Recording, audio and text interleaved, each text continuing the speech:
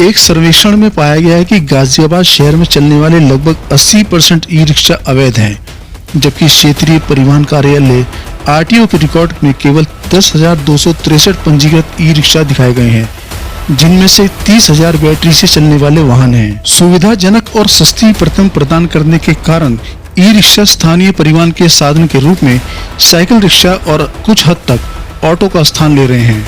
महत्वपूर्ण चौराहों और अन्य प्रमुख सड़कों के कोनों पर अवैध ई रिक्शा स्टैंड के खुल जाने से लोनी से दिल्ली बॉर्डर, पुराने बस अड्डे से विजयनगर, कवि नगर से शास्त्री नगर जैसे व्यस्त मार्गों पर यातायात के लिए परेशानी का सबब बन गए हैं। पुलिस आयुक्त अजय मिश्रा ने एक प्रेस वार्ता में कहा कि इन अवैध रिक्शा के पास कोई दस्तावेज नहीं है, इसलिए ट्रैफिक पुलिस चालान भी नहीं काट सकती। चालकों के पास लाइसेंस या परमिट नहीं है।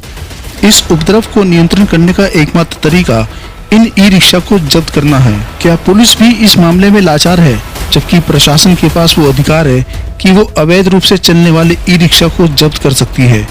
क्या सिर्फ चालान और यातायात कानून दोपहिया या मोटर कार चलाने वालों के लिए ही बने हैं? ई रिक्शा का सड़क पर बढ़ता आतंक प्रशासन से भी छुपा नहीं है और इन ई रिक्शा चालकों ने सभी यातायात कानून की धज्जियां उड़ा डाली हैं।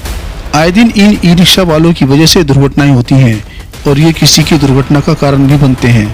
ट्रैफिक पुलिस भी आंखें बंद किए चौराहे पर नजर आती है जब ई रिक्शा चलाने वाले नाबालिग इनके सामने से तेजी से रिक्शा लेकर निकल जाते हैं। पुलिस को सिर्फ नजर आते हैं तो दुपहिया चालक। ये स्थिति गाजियाबाद के अलावा देश के सभी हिस्सों में है। सड़कों पर अब तो महिलाएं भी ई रिक्शा चलाती नजर आती हैं और नाबालिग तो हर जगह ई रिक्शा चलाते नजर आते हैं। हाल ही दिल्ली की एक वीडियो वायरल थी जहां एक ई रिक्शा चालक नशे का इंजेक्शन लगाकर ई रिक्शा चलाता नजर आया था और हो सकता है और भी जगह यही हाल हो। जिस तरह से ये स्कूली बच्चों की जान जोखिम में डालकर बच्चों को ई रिक्शा में भरकर बेतरीके से चलाते नजर आते हैं, ये भी रोकने में प्रशासन पूरी तरह से विफल है। आए दिन इनके द्वारा होने वाली दुर्घटनाओं से अब भी ट्रैफिक पुलिस और प्रशासन ने कोई सबक नहीं लिया।